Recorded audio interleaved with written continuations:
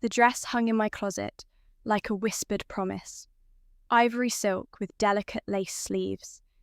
The kind of gown that catches light and holds it. Tomorrow was my engagement party, the moment I'd waited for since childhood, since I first understood what it meant to be loved, to be chosen, to matter. I should have locked my bedroom door. The smell reached me first. Acrid, chemical, wrong. By the time I turned around, Elena stood in the doorway holding a lighter, her face twisted into something I didn't recognize. The dress was already burning, fabric curling black at the edges, flames eating through silk like hunger. "Oops," she said. Just that. One word, flat and empty. I watched the fire spread, watched my future dissolve into ash and smoke. My hands stayed at my sides because what were hands against fire? What were words against deliberate destruction? "Elena," my voice came out strangled, small. "It was an accident." She dropped the lighter on my floor, turned away. "You always overreact anyway." The door closed behind her with a soft click. Final. Dismissive. I stood there as smoke filled my lungs, as the dress collapsed into black ribbons, as everything I'd planned turned to nothing. The fire alarm screamed. Footsteps thundered up the stairs. My mother burst in first, took one look at the burning dress, at me standing frozen, at Elena's lighter on the floor. Her face hardened. "Camilla, how could you be so careless?" The words hit like stones. "I didn't. Elena wouldn't do this." My father appeared behind her, already disappointed before he'd heard my side. "You've always been jealous of her. Now you're trying to ruin her reputation." "My dress," I whispered. "My engagement party. We'll get Elena a new dress." My mother was already moving, stomping out the last flames with her shoe. "Something beautiful. She'll need it since she's coming as your sister. We can't have her looking shabby." The world tilted, realigned itself around a truth I'd always known but never fully accepted. I didn't matter. Not compared to her. Not ever. "But it was mine." "You're being selfish." My father's voice cut through smoke and hope equally. "Elena needs our support right now. Her relationship just ended. Can't you think of someone besides yourself for once?" I thought of James waiting for me tomorrow. James who'd proposed under cherry blossoms 3 months ago. James who'd whispered that I was his forever, his only. "What about my engagement?" My mother waved a hand dismissively. "You'll find something else to wear. You always do. You're resourceful, Camilla. Elena needs us more." They left together, already discussing which boutique would still be open, which dress would make Elena shine. Neither looked back. I sank to the floor, surrounded by smoke and ruin, my fingers black with ash when I touched what remained of the dress. The lace had been handmade.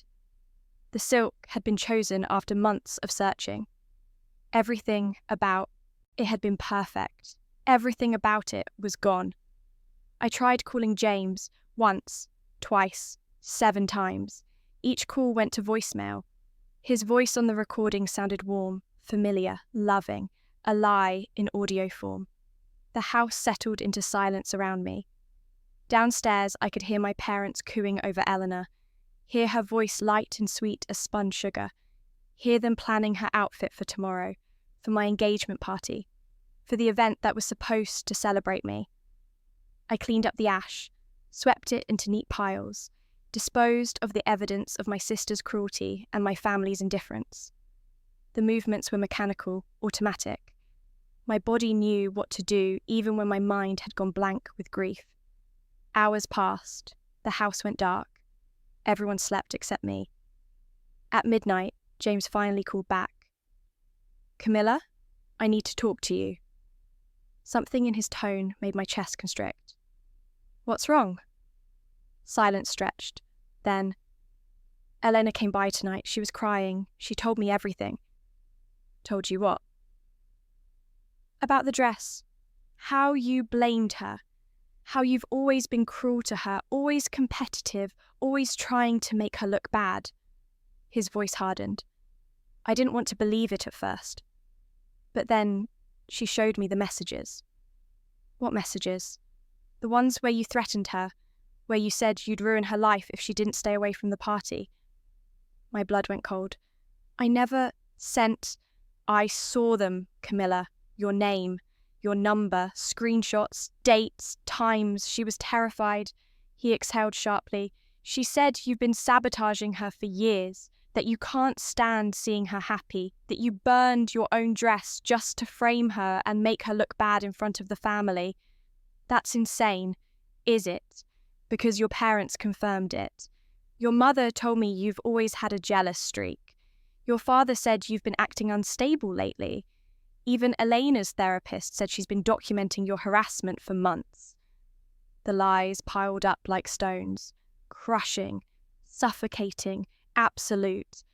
James, please, I whispered, please, just listen. I can't marry someone like this. His words fell like hammers. Someone so jealous she'd sabotage her own sister. Someone so twisted she'd threaten and then pretend to be the victim. Someone who'd lie to my face and expect me to believe her over everyone else. I love you. No, you don't. You love the idea of winning, of having what Elena wants, of being better than her. His voice softened into something worse than anger. Pity. Get help, Camilla. Seriously, get professional help. Don't do this. The engagement is off. Don't contact me again. If you do, I'll get a restraining order. The line went dead. I called back. Again, again, again. Each time silence. Each time rejection. Each time the truth becoming clearer. He believed her. Everyone would believe her. They always did. I sat on my bedroom floor until sunrise, phone clutched in my hands, waiting for him to call back, to realise, to understand. But understanding never came. Dawn broke grey and cold and empty. The engagement party was scheduled for 2:00. By noon, my mother knocked on my door. Camilla, Elena, found a beautiful white dress for today. We're so proud of how graciously she's handling everything, supporting you, even after what you did to her. A pause. We found something for you too. It's in the guest room. Simple, modest, appropriate for someone who needs to apologise with their presence rather than their appearance. She left before I could respond. I found the dress she'd chosen. Brown, shapeless, ugly. The kind of thing you'd wear to disappear to acknowledge that you didn't deserve to be seen. I put it on because what else could I do? Fight? Argue? Prove them right about my instability? The party happened around me like a play I was watching from underwater. Elena floated through in her white dress, my white dress, the one I should have been wearing, and everyone complimented her grace, her beauty, her generosity in supporting her troubled sister. James arrived late, refused to look at me, stood close to Elena throughout the afternoon, laughing at her jokes, touching her arm, treating her like someone precious while I became invisible. I watched them, watched my parents beam at Elena, watched guests whisper and glance my way with pity and judgment, watched my entire life collapse into a narrative I hadn't written but couldn't escape. At some point, I stopped feeling anything at all. When the party ended, when the last guest left, when the sun set on the worst day of my existence, I walked to Elena's room, found her sitting at her vanity, trying on jewellery, humming. Why? The words scraped out of me. She met my eyes in the mirror, smiled. Because I could. Because everyone loves me more. Because when I told James you were boring in bed, she laughed, light and cruel. He was already halfway gone. We never, doesn't matter what's true. She turned to face me, her beauty sharp as broken glass. Matters what people believe, and they'll always believe me. I'm your sister. Your competition. She stood, moved closer, her voice dropping to a whisper. You were always smarter than me. better at school, better at planning, better at everything except the one thing that mattered, being loved. So I took that. I took the only thing you had that I didn't. James loved me. James loved the idea of you, loved the sweet, accommodating girl who never challenged him. But I showed him someone better, someone exciting, someone who needed him. She tilted her head. By tomorrow, he'll be mine. By next month, they'll be engaged. By next year, I'll be married, and you'll still be here alone, wondering where it all went wrong. You're a monster. I'm a winner. She returned to her reflection, dismissing me completely. And you're yesterday's news. I left her room, and something inside me simply stopped. Stopped fighting, stopped hoping, stopped believing that truth mattered, or justice existed, or family meant anything beyond blood. I walked downstairs, out the door, into the garden where cherry blossoms fell like snow. James had proposed here, had knelt in petals and promised forever, had held my hands and said I was his home, his heart, his everything. 3 months. That's all it took for forever to end. I sat beneath the tree and felt something break that couldn't be mended. The night was cold, the grass was damp, my body felt distant, separate, like it belonged to someone else entirely. Hours passed, maybe more. Time stopped meaning anything. My phone buzzed occasionally, messages from concerned friends who'd heard about the incident, calls from distant relatives asking if I was okay. Nothing from my parents, nothing from James, nothing from anyone who actually mattered. I turned the phone off. Let the silence consume everything. When the cold finally reached my bones, when my heartbeat slowed to match the rhythm of falling petals, I felt almost grateful for the numbness, for the ending, for the silence that meant I wouldn't have to wake up tomorrow and face my life in ruins. My vision blurred. The moon above swam in and out of focus. My breath came shallow and slow. I thought about all the years I'd spent trying to be good enough, trying to earn love that should have been freely given, trying to matter to people who saw me as nothing more than a mirror to make Elena shine brighter. I thought about the little girl I'd been, the one who believed family meant safety, the one who trusted that love was real. I mourned her. The last thing I saw was moonlight through branches. The last thing I thought was, at least it's over. The last thing I felt was nothing at all. Then, even nothing disappeared. Light hit my eyelids first, bright, insistent, wrong. My body jerked awake like surfacing from deep water, lungs burning for air that suddenly flooded in too fast, too much. I gasped, sat up, my hands flew to my chest, feeling for the cold that had been there, the stillness, the absolute absence of life. But my heart was beating, strong, steady, impossible.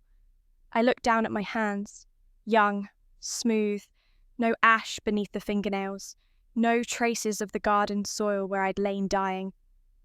I touched my face, my hair, my arms. Everything felt different, lighter, younger, new. The room was wrong too, not my room. Or rather, my room, but years ago. The wallpaper I'd replaced when I turned 23, the desk from college, the posters I'd taken down after graduation, the curtains my mother had chosen before I'd learnt to choose things for myself. My phone buzzed beside me. Not my phone. An older model. The screen showed a date that made my breath catch. 3 years ago. 3 years before the engagement party. Before James proposed. Before Elena burned my dress and took everything from me. Before I died under cherry blossoms. I stood slowly, legs shaking, and walked to the mirror. The face looking back was mine, but younger. 24 instead of 27. Softer around the eyes. Unhaunted.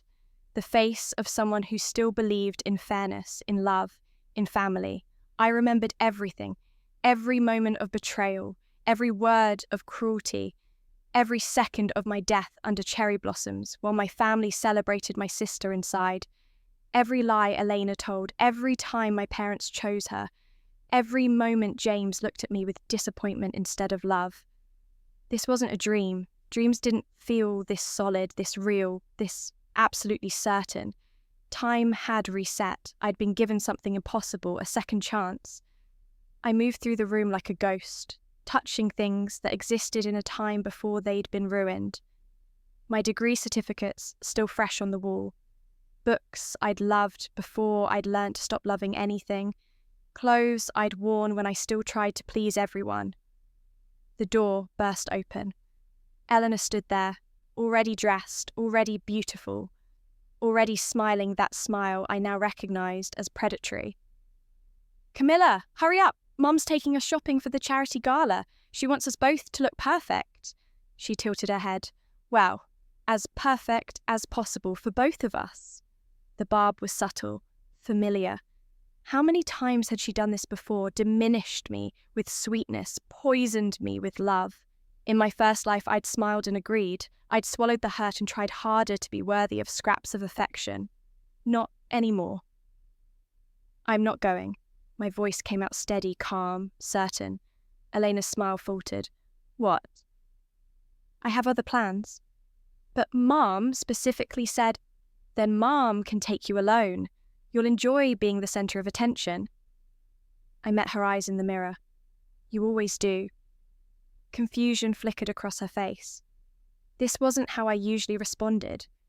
I was supposed to fold, to accommodate, to apologise for existing. "Are you feeling okay?"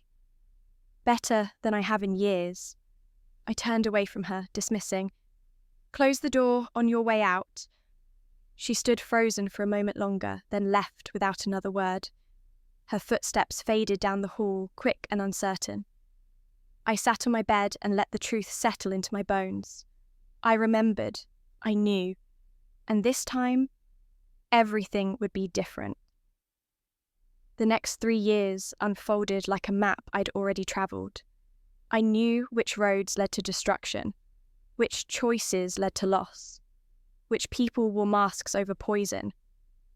I stopped trying to earn my parents' love, stopped competing for attention I'd never truly receive, stopped diminishing myself to make Elena shine brighter. When my mother asked why I'd changed, I simply said I was focusing on myself. When my father accused me of being selfish, I agreed and walked away. When Elena cried that I wasn't being supportive enough, I handed her a tissue and left the room. Their confusion was palpable. For weeks, they tried different tactics. My mother guilt-tripped. My father threatened. Elena manipulated, but I'd seen their playbook, knew every move before they made it. I moved out within 3 months, found a small apartment across town. My parents protested, said I was abandoning the family, said I was being dramatic, said Elena would be hurt by my absence. "Elena will survive," I said, and closed the door on their expectations. I finished my graduate degree early, taking extra courses, working through summers, pushing myself in ways I'd never dared before. Started the business I'd always dreamed of, but never prioritised. Poured myself into work that mattered, connections that felt real, ambitions that didn't require anyone's approval but my own. The first year was hard, lonely. I'd wake some mornings wondering if I'd made a mistake, if isolation was worse than subjugation. But then, my business landed its first major client, then another, then 5 more. By the second year, I'd hired employees, opened a real office, made enough money to stop counting pennies. By the 3rd year, I was thriving. I dated casually, kindly, men who respected me, who saw me as whole rather than incomplete. I never stayed long enough to get hurt, never gave enough of myself to be destroyed. But never James. When I saw him at a party 2 years after my rebirth, exactly as I'd known I would, he approached with that same charming smile, that same confident swagger. In my first life, this had been the moment I felt. "Hi," he said. I'm James. I've been watching you all night. You're stunning. Up close, I could see what I'd missed before. The way his eyes calculated while his mouth smiled. The practiced cadence of his charm. The slight narcissism in how he stood, expecting admiration. Thank you. I smiled politely, distantly. Excuse me. I walked past him, felt his confusion like heat at my back, kept walking. He tried 3 more times that night. Each time I deflected with courtesy and distance. By the end of the evening, I saw frustration crack through his charm. Good. 2 weeks later, Elena called. We hadn't spoken in months, beyond occasional obligatory texts. Camilla, I have the most amazing news. I met someone. Her voice bubbled with manufactured excitement. He's incredible, successful, handsome, charming. His name is James, and I think he might be the one. I stirred my coffee. That's nice? Nice! Camilla, this is huge. I want you to meet him. Come to dinner this weekend. Please, as my sister? I'm busy this weekend. Next weekend then, or the one after. Camilla, this is important to me. Her voice shifted, took on that wheedling tone I recognized. I know we haven't been as close lately. I miss you. Mom and Dad miss you. Please come home. I'll check my schedule. I hung up before she could guilt me further. But I knew the timeline, knew exactly how this would unfold. James, rejected by me, would pursue Elena because she looked like me, sounded like me, came from the same family, lived in the same world. Close enough to what he'd wanted, easy enough to obtain. And Elena would see him as a prize, as proof she could take anything I'd had, even if I didn't want it anymore. I let it happen. 3 months later, they were engaged. My mother called, crying with joy. Your sister is so happy. James is wonderful. And he asked about you, wanted to make sure you'd come to the engagement party. I'll be there, I said, and meant it. The engagement party approached. My mother fretted over every detail. Flowers, catering, the guest list. Elena tried on dresses weekly, parading through the house like a bride already. She invited me to one of these sessions. I went because I was curious, wanted to see how much had changed, how much remained the same. What do you think? Elena twirled in a pale pink gown. James loves this one, but I'm not sure. Maybe the blue or the ivory? They're all lovely, I said. Which one would you choose? She studied herself in the mirror, posing. For me or for you? For you. She met my eyes in the reflection. If you were getting engaged, which dress would you wear? The question was a trap, a test. She wanted me to show desire, envy, longing, wanted proof that her victory hurt me. I'd probably choose something simple, I said. Classic, timeless. Boring, you mean? She laughed. That's so you, Camilla, always playing it safe. That's probably why you're still single. I smiled. Probably. She frowned, unsatisfied with my reaction. Tried again. James said he wishes he'd met me first, said if he had known someone like me existed, he would have waited. How romantic. You don't sound convinced. I'm sure you'll be very happy together. I stood. I should go, work in the morning. Wait. Elena grabbed my wrist. Why are you being like this? Like what? Distant, cold, different. Her grip tightened. Ever since you moved out, you've been acting like you don't need us anymore. Like family doesn't matter. I looked down at her hand on my wrist, gently removed it. Family matters, I said, just not the way you think it does. I left her standing there, confusion and anger warring on her face. The night before the engagement party, I worked late at my office, built my business, made calls to investors, finalised contracts that would change everything. At midnight, my phone rang. Elena, crying. Camilla? Something terrible happened. My dress, someone broke into the house and destroyed it, cut it to pieces, poured bleach on it. It's ruined. I closed my laptop. That's awful. I'm so sorry. I don't have anything to wear tomorrow. Her voice cracked. The party's in 12 hours. Every boutique is closed. What am I going to do? In my first life, she'd burned my dress, had stood in my doorway with a lighter and destroyed everything I'd worked for, had framed me, lied about me, taken my fiancé and my future. Now karma wore a different face. I'm sure you'll all figure something out, I said gently. You always do. You're resourceful, Elena.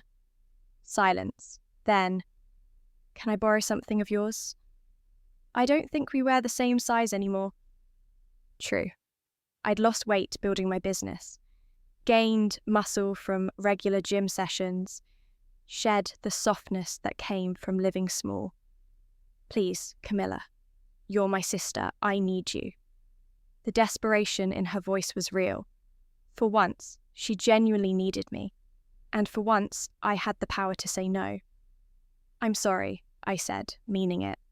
But I don't have anything suitable. The most important thing is celebrating your love, right? The dress doesn't matter compared to that. More silence. Then, you've changed. Yes, I have. I don't like it. That's okay. I picked up my pen, returned to my contracts. You don't have to. She hung up without saying goodbye. The next morning, I arrived at the venue early. Wore the dress I'd purchased months ago specifically for this moment.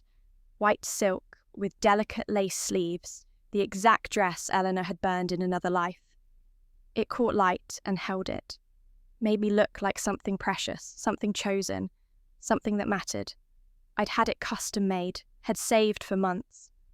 Had tried it on a dozen times, each fitting a small act of reclamation. This dress was mine, my choice, my power. Guests arrived, complimented my outfit, asked if I was the bride.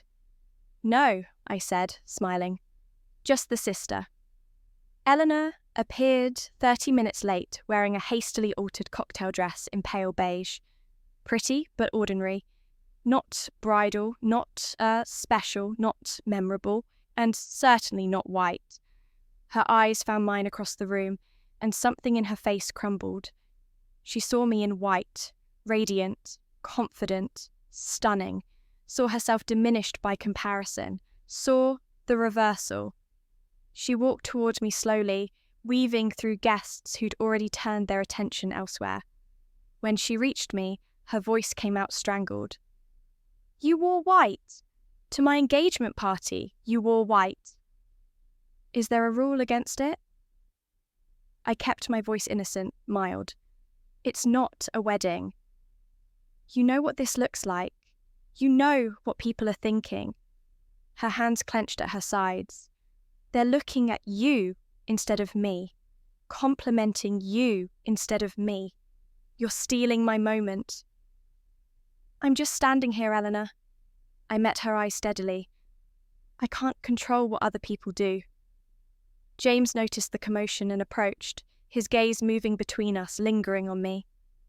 I watched recognition flicker in his eyes, not of me specifically, but of the moment at the party 2 years ago, the woman who'd walked away from him. Camilla? He said my name like a question. Elena's sister. I remember now. Congratulations on your engagement, I said warmly. Elena's very lucky. His expression shifted. Uncertainty, interest. The beginning of doubt. Thank you. That's a beautiful dress. Isn't it? Elena's voice climbed. Camilla has such interesting taste, wearing white to her sister's engagement party. So supportive. Several guests nearby turned to look. I saw my mother pushing through the crowd, her face already set in disapproval. Camilla. She gripped at my arm, lowered her voice to a furious whisper. Why are you wearing white to your sister's engagement party? This is completely inappropriate. Is there a rule about it? I asked, genuinely curious. I checked the invitation. No dress code specified. You're deliberately trying to upstage Elena. I'm wearing a dress I like. I removed her hand from my arm gently but firmly. Elena looks beautiful. James looks happy. Everyone's celebrating. I don't see the problem. The problem, my mother started, but guests interrupted, sweeping me away with congratulations on my recent business success, questions about my work, admiration for my accomplishments. I glanced back once, saw my mother standing with Elena, both their faces tight with impotent fury. Saw my father join them, confusion evident in his posture. Saw James watching me with an expression I couldn't quite read. The party continued. I circulated, talked business with other entrepreneurs, made connections that would benefit my company, smiled and laughed and enjoyed myself thoroughly. At one point, I found myself alone on the terrace. The view overlooked gardens similar to the ones where I'd died, where cherry blossoms had fallen, while I'd surrendered to cold and silence. But that was another life, another version of me who'd believed she had no power. Quite a party, I turned. James stood in the doorway holding 2 champagne flutes. It is, I agreed. He approached, offered me a glass. I took it, but didn't drink. I've been thinking about you, he said, about where we met, that party 2 years ago. I remember.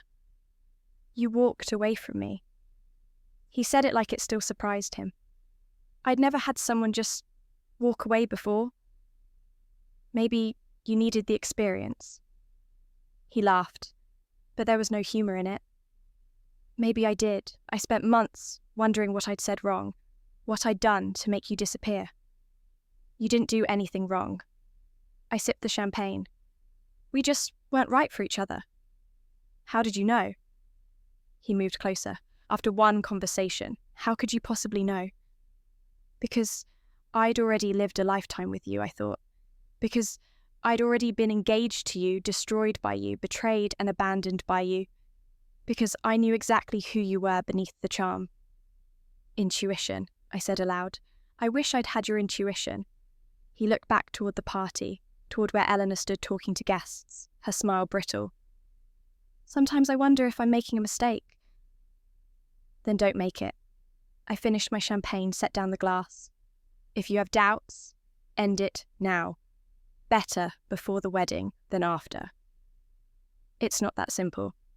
It's exactly that simple. I met his eyes. Either you love her enough to commit, or you don't.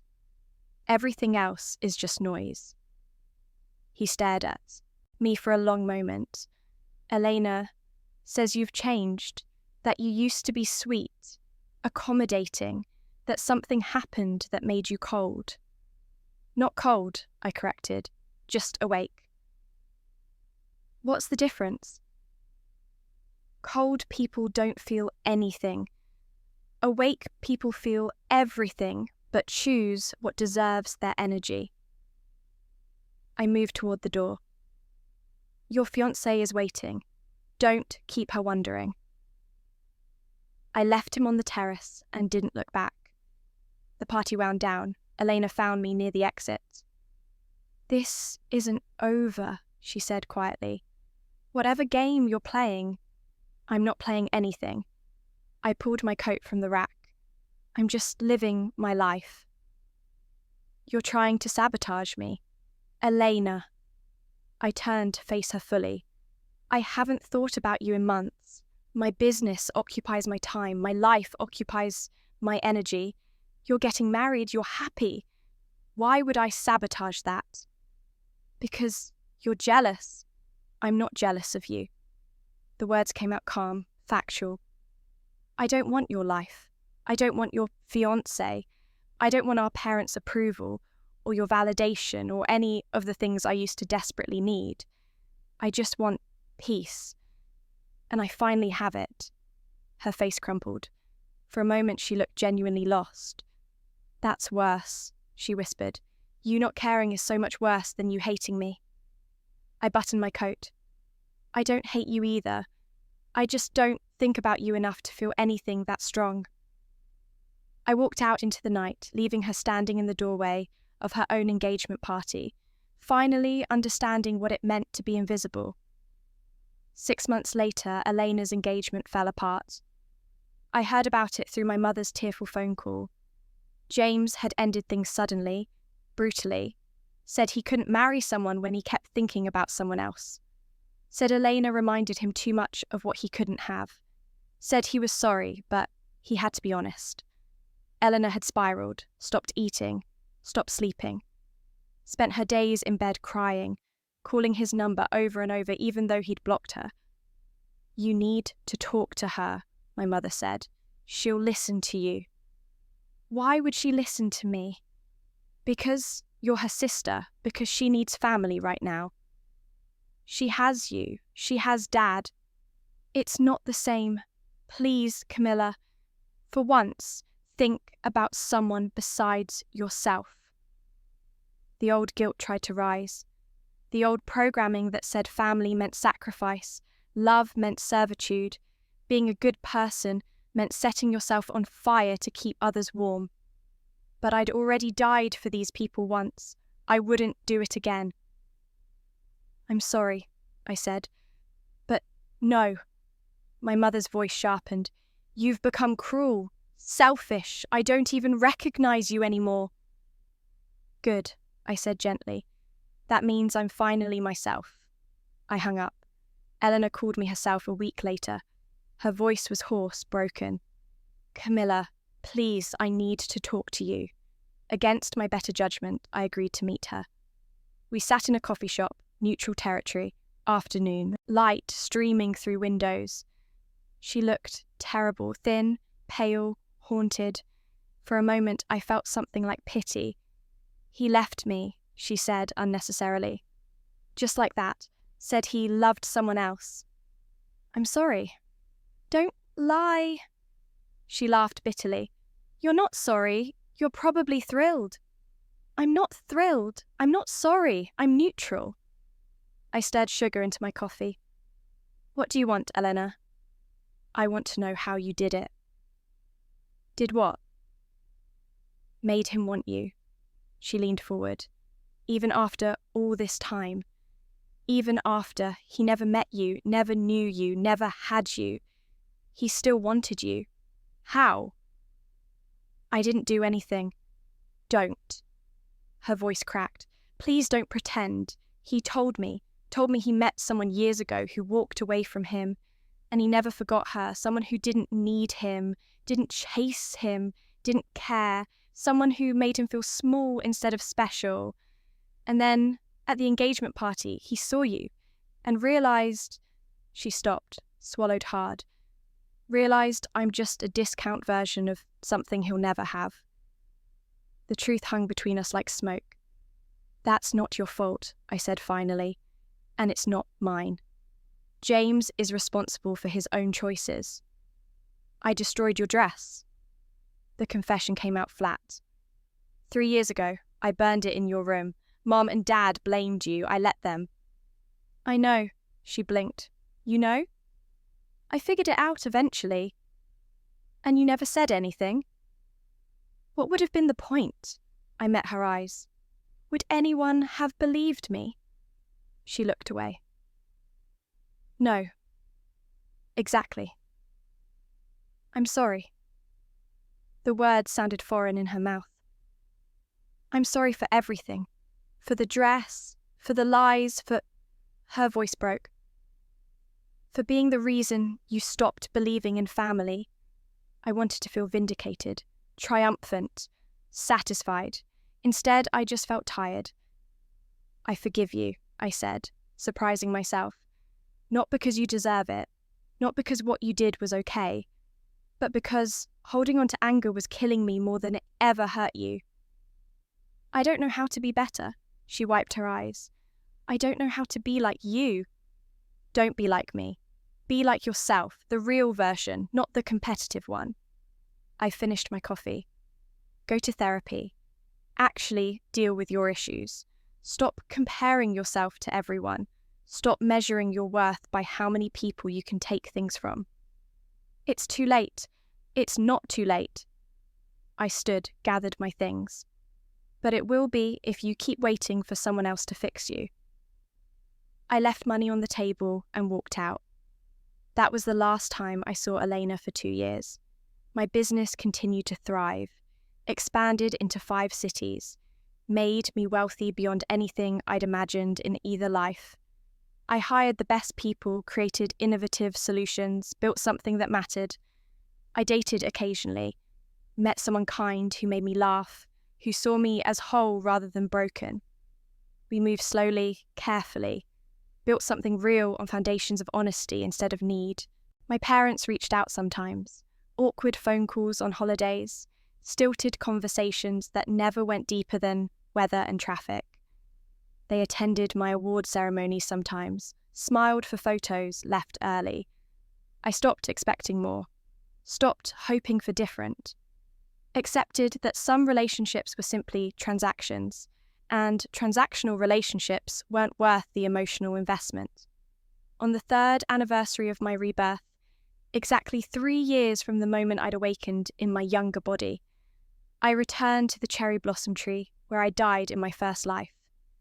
The petals were falling again, moonlight filtered through branches.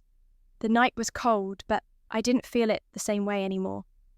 I thought about the girl I'd been, the one who'd believed love meant sacrifice, family meant suffering, worth meant earning what should have been freely given. I thought about the woman I'd become, successful, independent, whole. My phone buzzed. A notification about a new contract. Another expansion. Another victory that belonged entirely to me.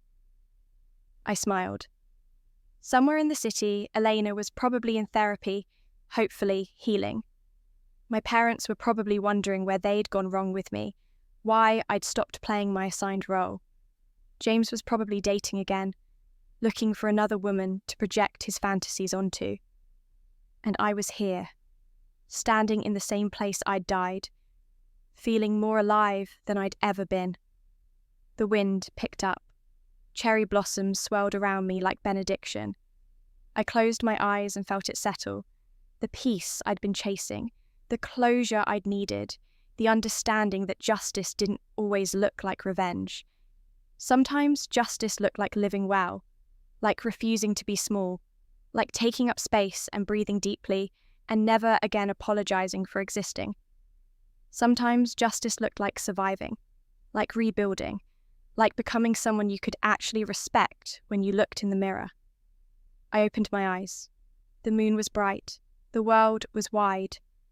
Tomorrow held infinite possibilities, and this time I would greet them all as someone who knew her own worth.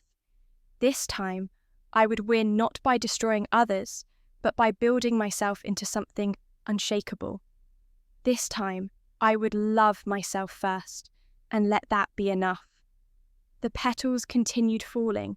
I turned toward home, toward the life I'd created, toward the future I'd earned, toward the partner waiting for me with dinner and questions about my day, toward the business that bore my name and my vision, toward the peace I'd built, brick by brick, from the ruins of my first life. Behind me, the cherry blossom tree stood silent and beautiful, witness to both endings and beginnings, to death and rebirth, to the truth that some stories only become complete when you finally walk away from them. I didn't look back. I didn't need to. Everything I needed, I carried within myself, and that, at last, was freedom.